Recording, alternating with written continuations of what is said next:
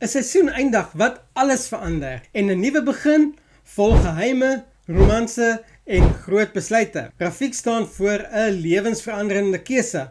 Amanda raak onseker oor haar hart en hier is jou Suidooster voorskou vir 30 Maart tot 3 April 2026. Ek's Jacques en jy kyk TV Praatjies. Kom ons spring sommer dadelik weg. Maandag 30 Maart 2026. Wade en Angie stamp koppe oor haar gedrag by Anker en dinge raak gespanne tussen hulle. Susan se drome kry 'n harde terugslag wanneer 'n krisis alles ontspoor en Rafiq weier om die operasie te hê solank hy en Kashifa nie op dieselfde bladsy is nie. Dinsdag 31 Maart 2026. Susan en Ilana oorweeg 'n drastiese besluit, maar nie almal is gelukkig daaroor nie. Rafiq kry verrassende besoekers in die hospitaal, maar gaan dit sy besluit verander? En dan Rian en Amanda begin besef daar dalk meer as net vriendskap tussen hulle. Dis die groot seisoenfinale. Woensdag 1 April 2026. Dis nie 'n April Fool's joke nie. 'n Nuwe seisoen begin met hoop en spanning. Ja, dis seisoen 12 van Suidooster. Bella word gedoop, 'n spesiale oomblik vir almal. Rafiq word in die hospitaal ontslaan, maar sy storie is nog lank nie verby nie. En Rian bly aanhoudend die geheimsinnige blondine raakloop. Toeval of iets meer? Dis Amanda. Okay, ons almal weet dis Amanda, nee. Donderdag 2 April 2026. Gary is opgewonde wanneer hy hoor wie sy skenking by die skool se veiling gekoop het. Amanda begin twyfel, is sy regtig gereed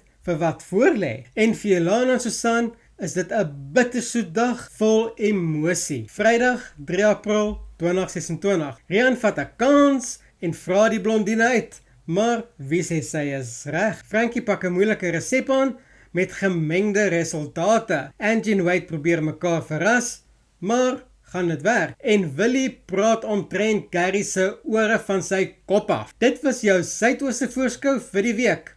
Laat weet my in die kommentaar, moet Rafiq gaan vir die operasie en kan Rian Amanda se vonk iets ernstig word? Moenie vergeet om te like en in te teken vir meer voorskoue en TV drama nie. Want wie kort nie 'n bietjie drama in hulle lewe nie?